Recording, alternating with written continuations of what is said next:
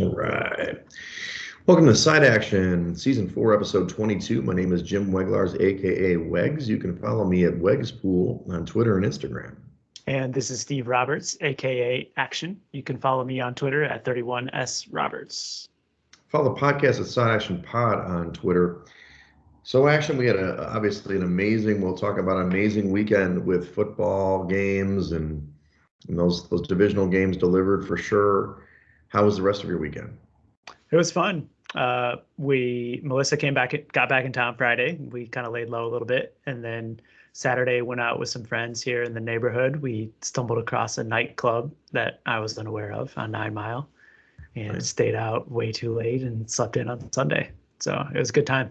How about yourself? I like to hear that, by the way. Actually, I'm glad you're still getting out. I'm excited.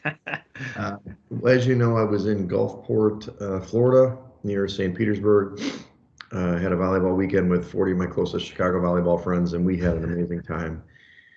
Arrived on Thursday, just flew right in, and then went right to the beach, played a bunch of games, went out that night, played a ton of games the next day, played some more. So it was just awesome weekend. We saw those games Saturday night as a group. It was a house party, amazing. So I had a great time. I played 30 volleyball games in about 72 hours.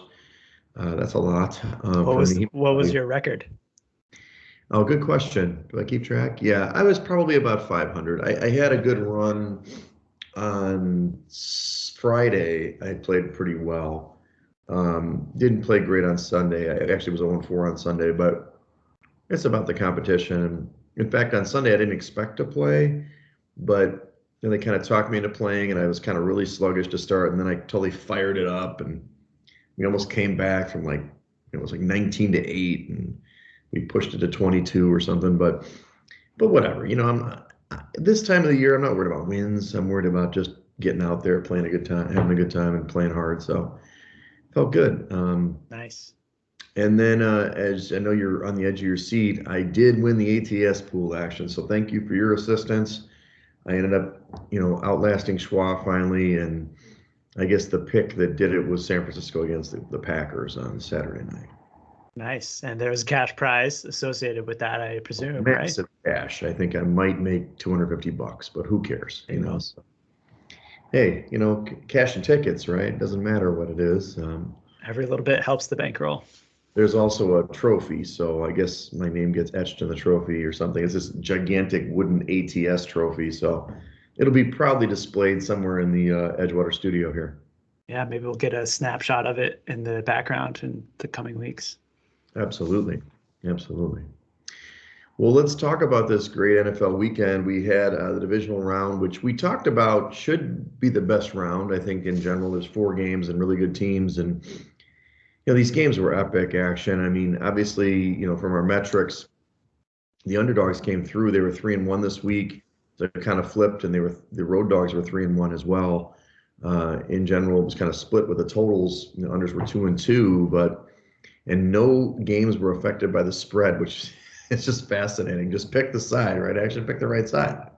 Yeah, it is fascinating. We talked about it like every week this season, and it really holds true in the playoffs, especially. I guess so. So let's go into some of these games. Instead of doing highs and lows, let's talk about just the games. I mean, the first game, Cincinnati, they're kind of the young upstart team. I thought they'd be kind of fat and happy, or at least just happy to be there. And in some ways they were. I mean, Tennessee's defense dominated Cincinnati in a lot of ways with 9 sacks in this game. But unfortunately, Henry couldn't get it going. Obviously Tannehill threw an early interception, and he kind of was timid the rest of the game until they finally started finding A.J. Brown late. And they kind of blew the game late. I mean, they may not have gotten the cover, but they had the ball late with 2 minutes. All they had to do was get a field goal, and Tannehill forced the ball. And in the end, Cincinnati is going to be in the championship game here against Kansas City.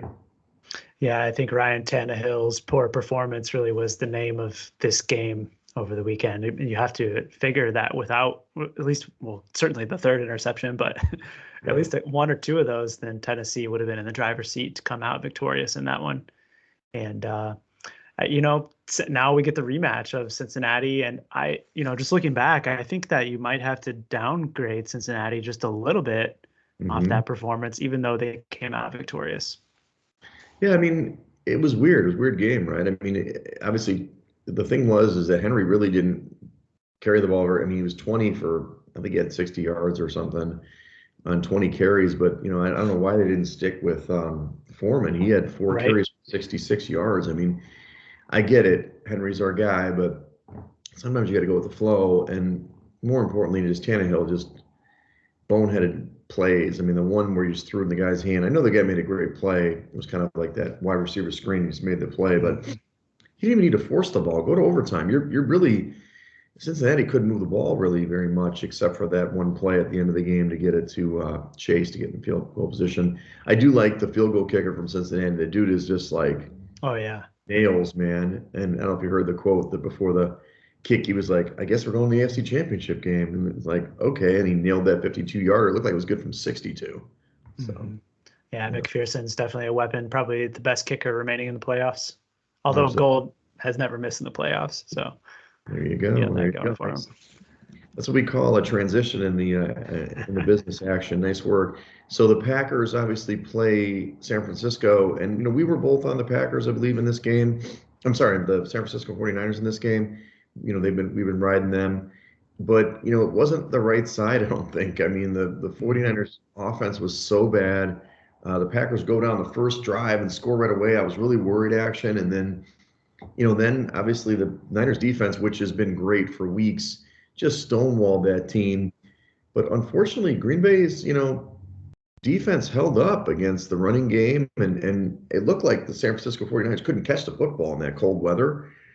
But thankfully, their special teams came to play. They blocked a field goal at the end of the half, which kind of gave them life. And, as everybody knows now, the big block punt and touchdown, which apparently they weren't even trying to block. It just Yeah. happened, was the key turning point in the game. And as you mentioned, Robbie Gould kicks the field goal and says, fuck the Packers. So, 13-10 winner and cover. And, Aaron Rodgers may not be a Packer anymore. We'll see.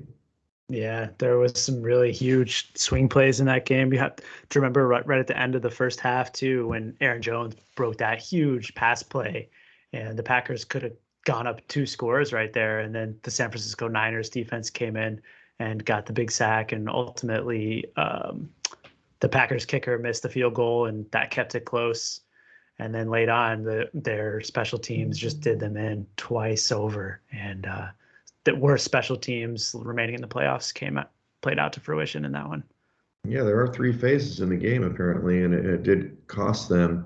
It was interesting, besides that first drive and that play to Aaron Jones, I think that Green Bay only had like 119 yards in the game. So it was just the Niners just stonewalled them. But on the flip side, Jimmy D didn't look so great, and it looked like guys like Kittle and just couldn't catch the ball. Debo, we'll talk about later. Debo Samuel's got a little dinged up in that game, but he had a key kick return, and we'll talk about that in the next one. So then we moved to Sunday action, and I thought those early games on Saturday were close, they were competitive, they were exciting. Nothing compared to Sunday. Sunday was just insane. I mean, the Rams came out, were blowing out the Bucks, kind of like they did last time. They were just kind of destroying them. They were moving the ball at will. Stafford looked great. The Bucks, didn't have Tristan Wirfs, and it showed. They were getting to Mm-hmm. Brady. They were leading 20-3 about the half. Had a chance to go up 27-3. Cam Akers fumbles on the one. But they do go up 27-3 in the third. I thought this game was over, actually. I thought it was completely over. But somehow, between Tom Brady and the Rams just giving the ball away four times or three more times in the second half, Brady's friggin' tied the game with like 45 seconds to go. It's insane. And then obviously, Cooper Kupp, they didn't cover him, only the best receiver in the league, and they kicked the field goal to win the game. But what an incredible comeback by the Bucks. Yeah, it was. It really aided by the Cam Akers fumbles for sure.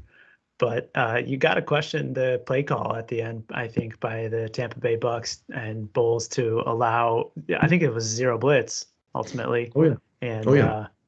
Cup got behind him. That was the name of the game. Yeah, you got a safety on Cup. You're at your 45 or whatever, their 45. You give up a 44-yard play. I mean, ice in the game. It was probably the worst defensive call. And I know Bulls obviously had a great Super Bowl, but wrong situation there. But hey, I didn't think the Bucks were going to beat whoever in the next round, whether it was Yeah. Green Bay or San Francisco. So we probably get the better game here.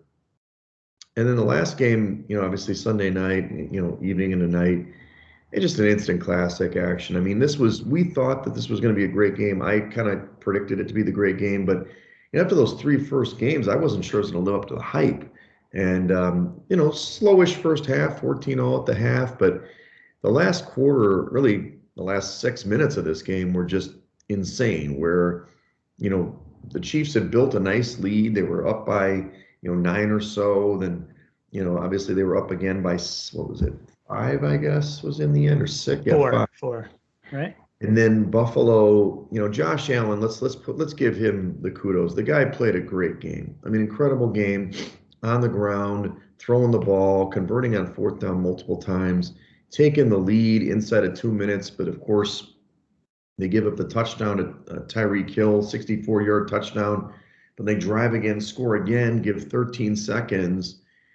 I mean, I don't know about your opinion on the mortar kick or not. At the time, I didn't think about it. 13 seconds, who cares, right? Right. And then obviously 2 plays later, the Chiefs get in the field goal range and kick the big field goal by Butker and end up winning in overtime with the coin flip. But I mean, that was just a gift of a football game. Yeah, I mean, it was really exciting, definitely. But I can't help but think to myself, and at the time, just how terrible the defenses were performing in those last couple of minutes. I mean, there was just wide open receivers. The Chiefs' defensive backs were slipping and leaving Gabriel Davis wide open on multiple occasions. 4 touchdowns. And they really certainly missed Tyrann Mathieu, who got knocked out in the first quarter with that concussion. Yeah. And I wondered too, I mean, they made a lot of points on VSiN and other places that why not just defensive hold Kelsey and Hill to try to, tick off a couple seconds and only give them a little bit of yardage. Of course, right? It did seem like they were trying to prevent defense for a touchdown instead of a field goal in the last 2 plays there. But what can you do? I mean, my dad, Mr. Group Text now, he was texting, oh, the mortar kick, he should have done who knows? Maybe he made it in 1 play. I mean, like the way that game was going, whoever was going to have the ball last was going to win. And obviously the overtime rules come into question now, but what a fantastic game. And, Josh Allen, you heard today that they snubbed him on the Pro Bowl, which is a joke. Oh, really? Yeah. And then they asked him to participate because obviously Mahomes and what happens now is like, do you want to play? And he said, no, thanks, which I give him a lot of credit for. He's a Pro Bowl quarterback already. So, yeah. Well, let's go into this week action. I mean, we've got the championship Sunday, the 30th here. Big games. We obviously know the matchups now. We've got Cincinnati going to Kansas City, and we've got San Francisco going to the Rams. I didn't really update the metrics per the playoffs. I mean, it's interesting, though, action. When you look at the playoff index, the Wegs index, this is middle tier. Usually you have a top tier team like a Buffalo in there that's kind of the clear favorite. I mean, the Chiefs are the highest in the index right now, but none of these teams are, and they're kind of middle of the road. It's kind of like 6th to 12th or 6th to 10th or so in the top, 14 teams that were in the playoffs. So, obviously we had the close games last weekend, so I don't know if the metrics really tell the story. It's more the matchups. Yeah, definitely. I think when you get to this point, you have to look at what the individual matchups look like. And thankfully for us as bettors, we've seen both of these games pan out so far this year. In fact, the Niners and the Rams played twice, obviously, as division foes. Right. Well, I just thought we'd touch on the injuries, and I haven't refreshed this since Tuesday, actually, full disclosure. But, we know that Ogunjobi for the Bengals was out last game. He's out. He's on IR officially now. But one of the other defensive tackles, Josh Tupou, he looks like he's questionable with an MCL. So that, obviously impact. It didn't stop. I mean, the Titans didn't run the ball very well against this team, but and obviously Hendrickson did play last week, which was kind of important. Trey Hendrickson. So for the Chiefs, you have Tyrann Mathieu. You talked about him. He's in the concussion protocol. I haven't seen if he's going to play or not, but he's questionable. And I thought a kind of a key injury, even though they won the game, was Darrell Williams was out last week with a toe. I mean, I know that Edwards-Helaire played pretty well, and your guy McKinnon played good. But when you got to run the football, those two guys aren't exactly, yeah, I don't know. They're not pile pushers. You know what I'm saying? I think Williams has a little more push, and I think he'd be important to play this weekend. Yeah, Williams had a big day in the first meeting against the Bengals. And actually, I did check practice reports. Matthew apparently cleared because he was listed as a full participant today, along with Darrell Williams. Sorry, light practice today for Williams, but full on Wednesday. So it looks like the Chiefs are getting healthy again. I do not see. I do see Josh Tupou was light practice both Wednesday and Thursday. So it looks like both teams are going to be getting their players back. Okay, good. In the other game, 49ers, I mean, the big story was Deebo Samuel. Although he kind of hobbled off the field, I guess it was more of a bruise than a tear or a sprain with his knee. But he was questionable. And Trent Williams, the superstar tackle, his ankle, he was questionable. And then Ambry Thomas on defense, his knee is questionable. I don't know if you saw any practice reports for those guys. Yeah, the Niners and Rams, no updates from Thursday yet. I guess it's still a little bit early in Pacific time zone, but most of these guys were DNPs on Wednesday. Both Bosa, Mack, Elijah Mitchell, Trent Williams, none of them practice on Wednesday, which I guess isn't all that surprising.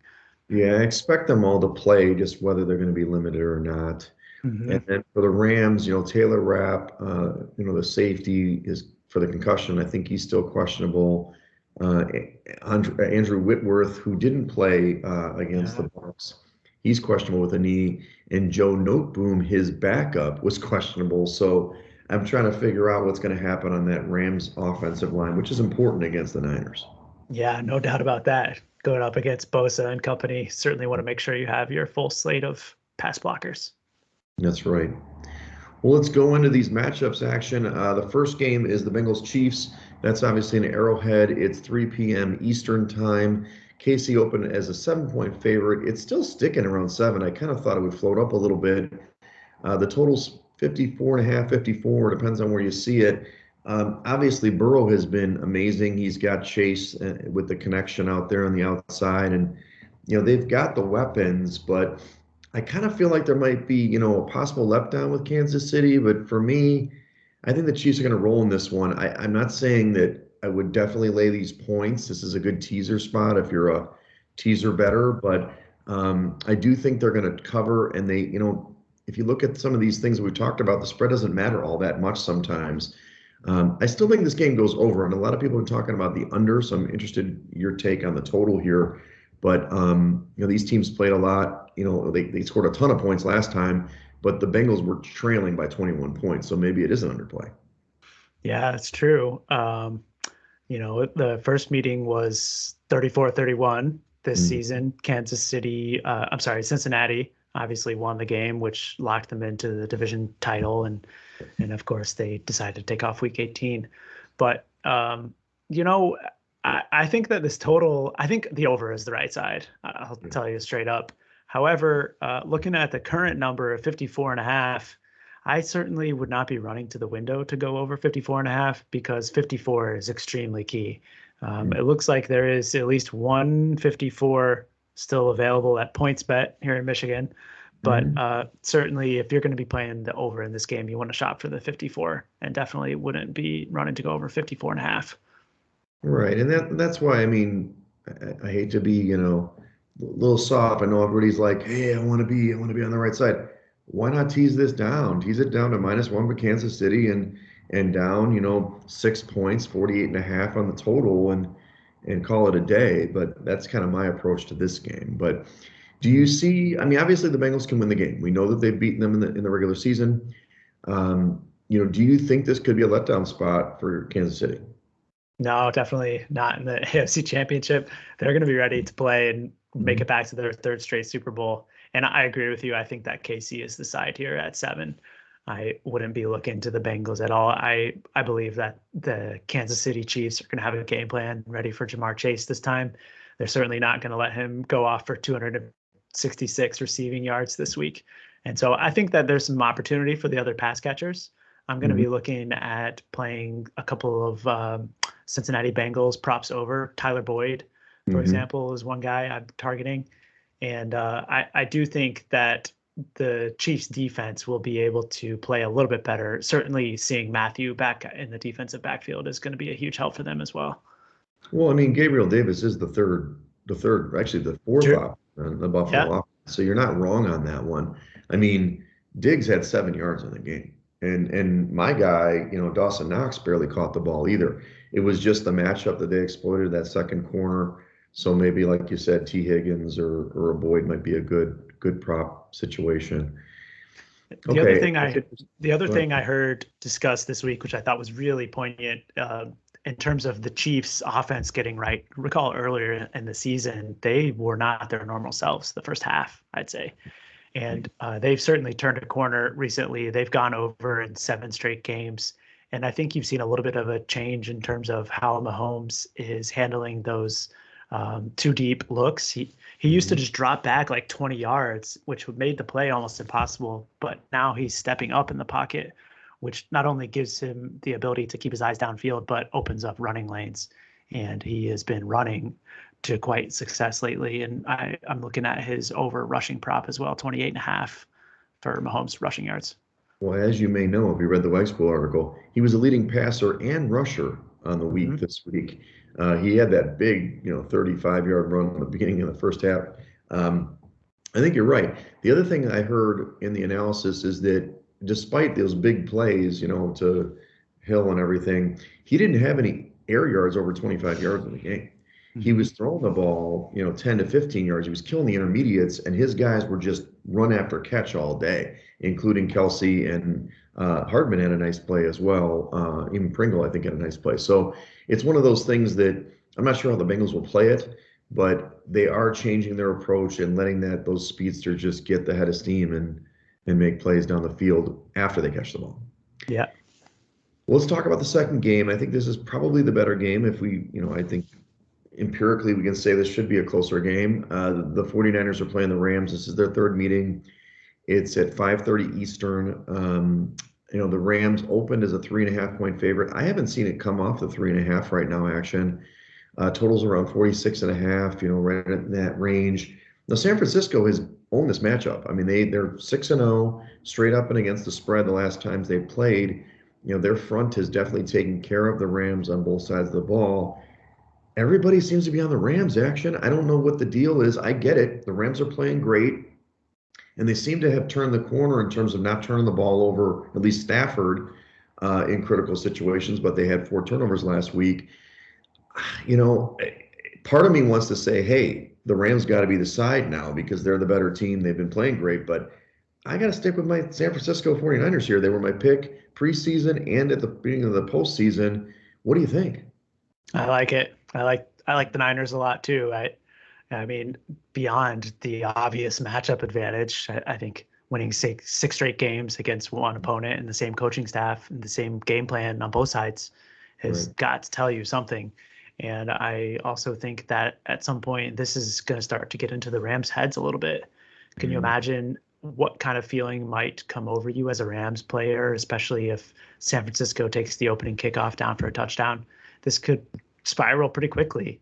And, we saw it in the last meeting there, the last game of the regular season, where the crowd was mostly Niners fans. I'm seeing reports in social media that I think StubHub reported like 60% of the resale tickets are going to Northern California.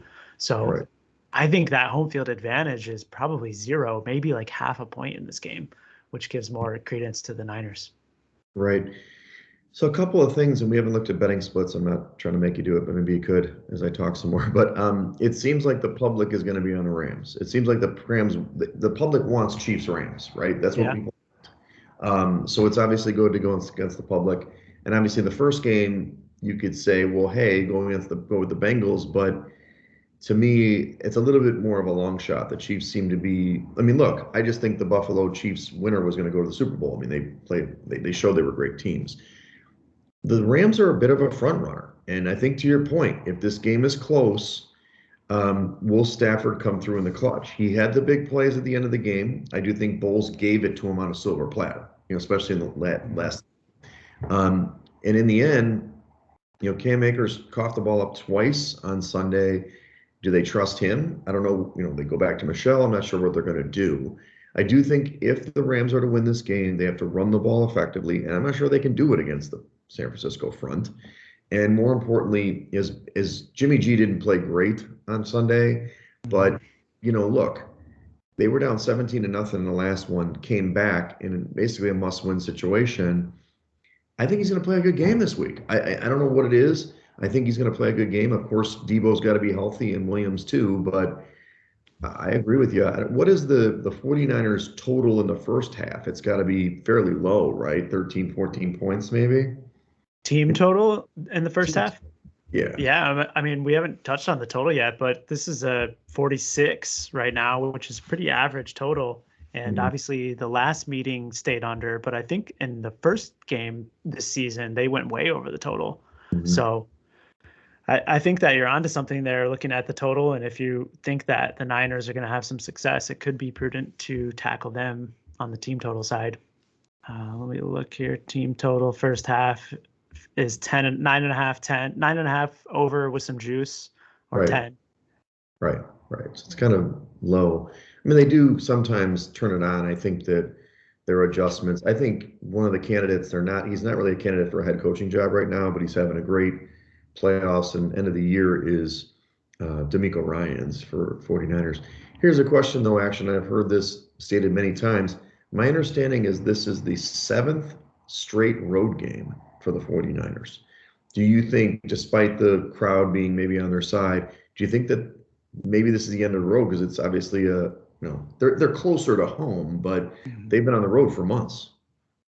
I don't really think that has much bearing, to be honest with you. I mean, Okay. this is a team historically that has gone on long road trips and had success. Remember a couple of Mhm. years back, they had that East Coast swing and they would stay on the East Coast and try to get close as a team.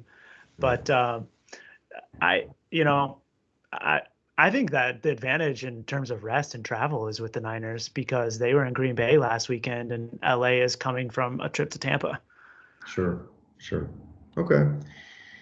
Okay, well, just to review now, the index told me to take, Cincinnati plus 7 and 49ers plus 3.5, but I think we're both on Kansas City minus the 7, laying the Mhm. points, and 49ers plus 3.5. Yeah, I'm also betting on the Niners money line. I know you have a Super Bowl future, so it may not be the wise thing to do, but I took the Niners plus 160 to win the game. Like that, juicy, juicy. All right, well, that closes out the NFL portion. Let's talk about the college hoops now. Let's go over the action index this week. There has been a little bit of a change. There's been a little bit of a shakeup. Did you pull this today, or was it a couple days ago? Yesterday, Okay. so pretty fresh. I can see that Gonzaga's number one. Baylor's dropped down. Arizona did get beat by, the Bruins that you're down on the other night. But Kentucky at 4, Houston 5, Purdue 6, Auburn 7, Kansas at 8, LSU 9, and Duke 10. You want to talk to us a little bit about the action index? Yeah, a little bit of a shakeup at the top. I think Purdue dropped a few spots since we Mhm. last spoke, and Auburn, pretty standard in there. I think that LSU is a team, despite a loss this week, that is one I'm keeping an eye on, and certainly the loss that Arizona had at UCLA last night was surprising in terms of just how big the margin was. I think that was probably obviously the worst performance that the Wildcats have had all season. Yeah, I mean, UCLA was shooting the lights out in the first part of that game, what I saw, and Arizona couldn't hit it. So, well, let's roll into some games this week that I've identified. Now, this week they've got the SEC, whatever it's called, Big 12 SEC Challenge or whatever it's called. There's a lot of great games on Saturday. I don't know if you have any Friday night action, but I didn't see anything on there for you action. But on Saturday, you've got Oklahoma. Obviously Moser's there now, and he's going to Auburn. Oklahoma's plus, they're getting 10 points on the road in this one. This is Saturday, the 29th at 1 p.m. Central. Do you like a side in this one? Yeah, I would probably look to Auburn in this game. I think it should be every bit of 10 points and probably more. Oklahoma is a team that doesn't really have a ton of athleticism in Right. their ranks this season. And I think that the Auburn guards and bigs are going to be able to crash them on the boards. And I think that 10 is probably not enough. Yeah, probably not. Auburn's a really good basketball team. They're number one team in the country now, but they've struggled in their league. But I think Oklahoma may not have seen their like so far. They do have one of those transfers. Last year we watched them in the tournament. Those Eastern Washington guys with the big beards, one of those brothers. I can't remember their names right now. Groves. Oh, what is it? Groves. Oh, nice. The Groves The other brothers. game I was interested in was Baylor.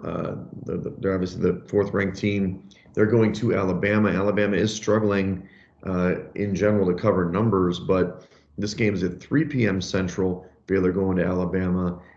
Any thoughts on this game? I can't wait to watch it. It's going to be a very exciting game.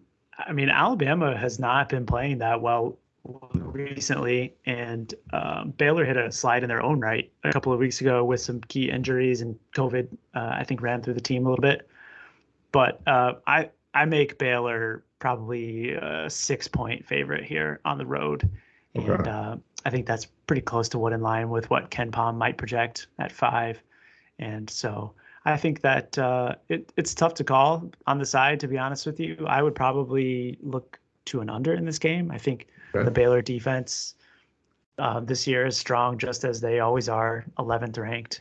And I think that Baylor is going to control the pace a little bit and keep Alabama from running.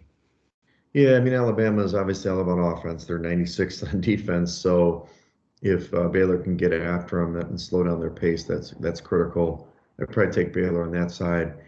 How about this one? This is a great, blue blood matchup. Kentucky, they're 12th ranked now. They're going to Kansas and Allen Fieldhouse. This is at 5 o'clock on Saturday.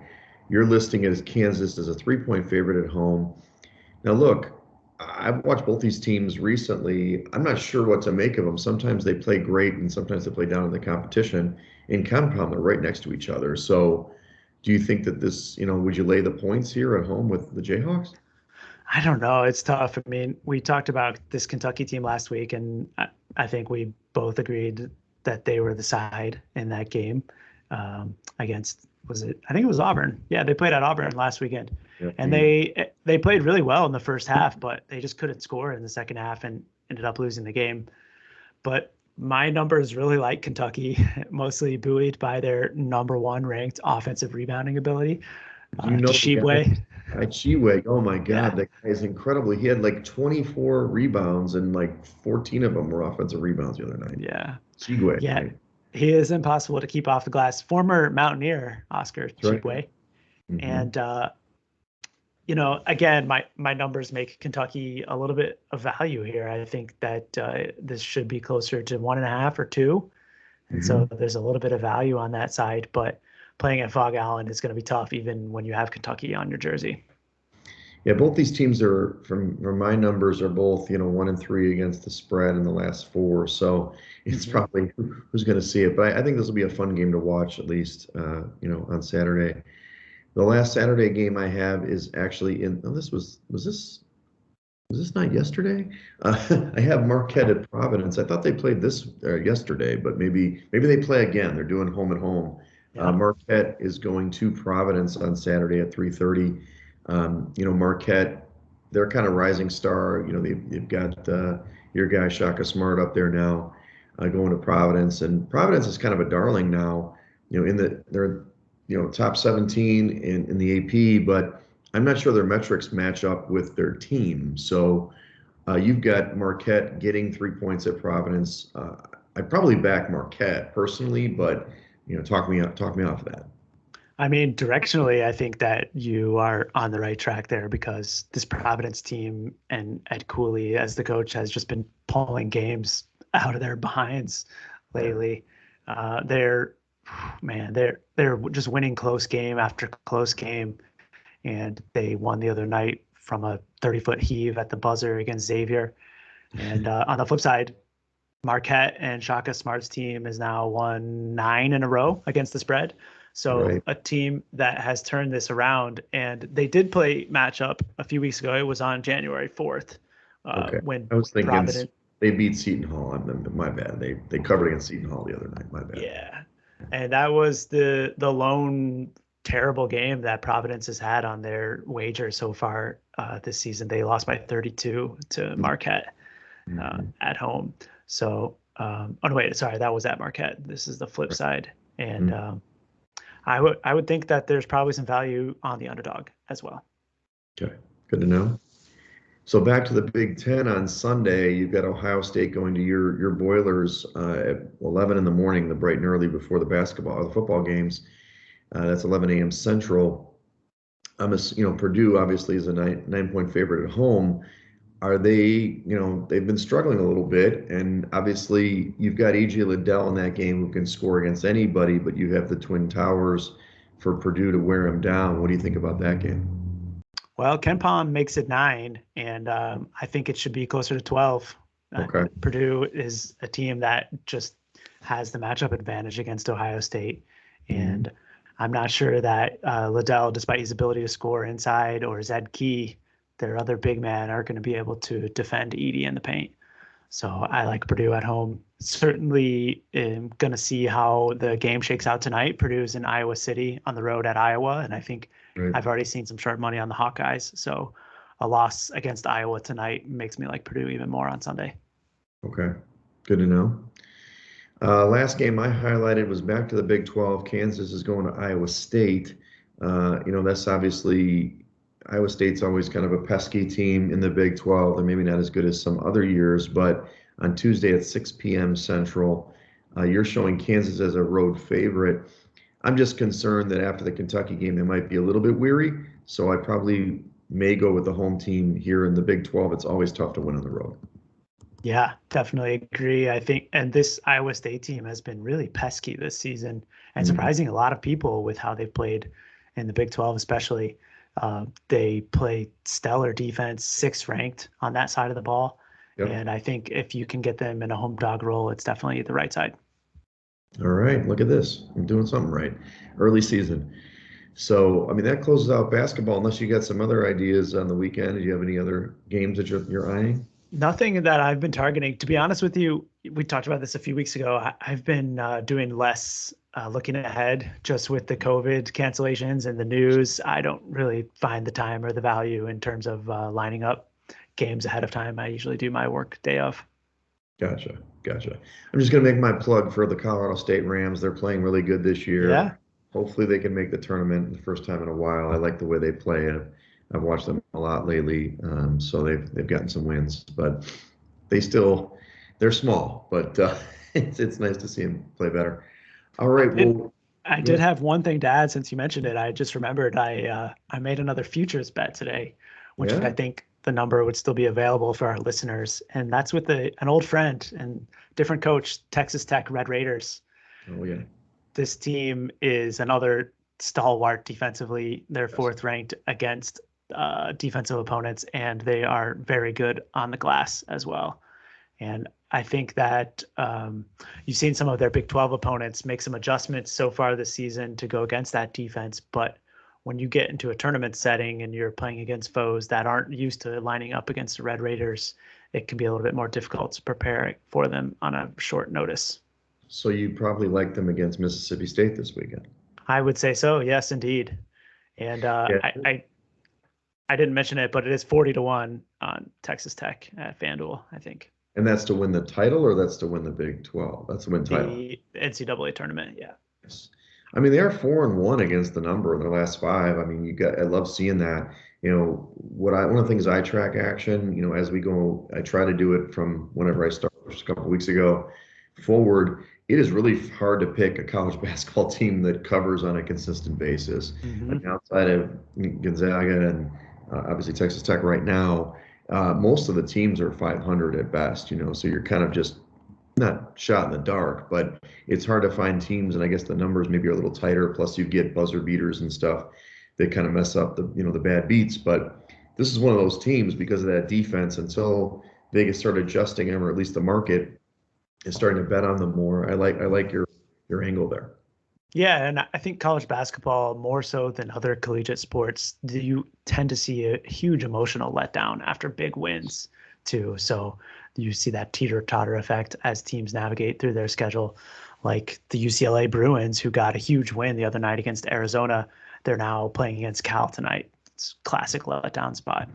Classic letdown, right? Exactly. Johnny Juzang, sorry, he won't make a shot tonight. So, yeah, everybody was just I mean, they couldn't miss the other night. It was kind of fun because Arizona's like touted as a, national title contender, like we talked about last week, and we were down playing UCLA, but they played up for that game for sure.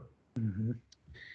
Okay, well, let's do a little golf touch here. We're talking about Sure. maybe, I'll leave it Yeah, up to we can recap my terrible picks last week that I gave out.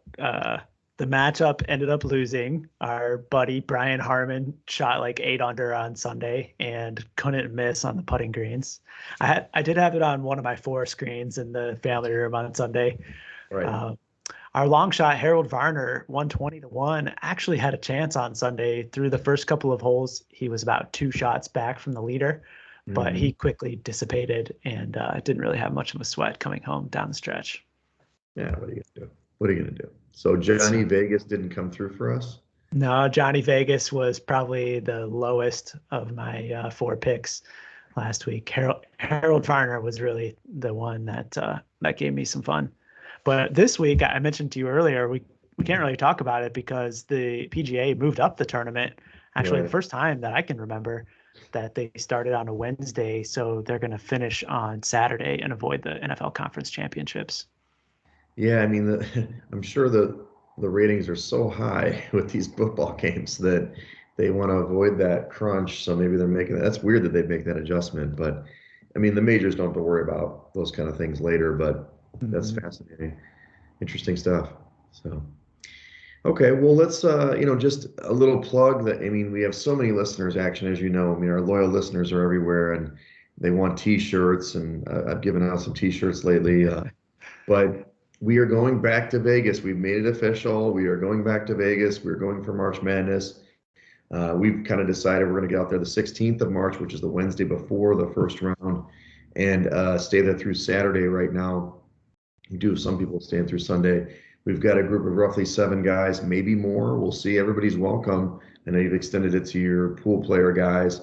And we're going to secure at least a day bet at Circa on Thursday, that opening day of the tournament. I put in the deposit today. Action, of course, after we talked, they raised the prices by $500, whatever. Okay. It's like real-time pricing. But yeah, super excited, man. I mean, we went there last year during COVID. It was only just the 3 of us, you, me, and Prime, and we're going to get a bigger group. And I'm excited to get back to Circa.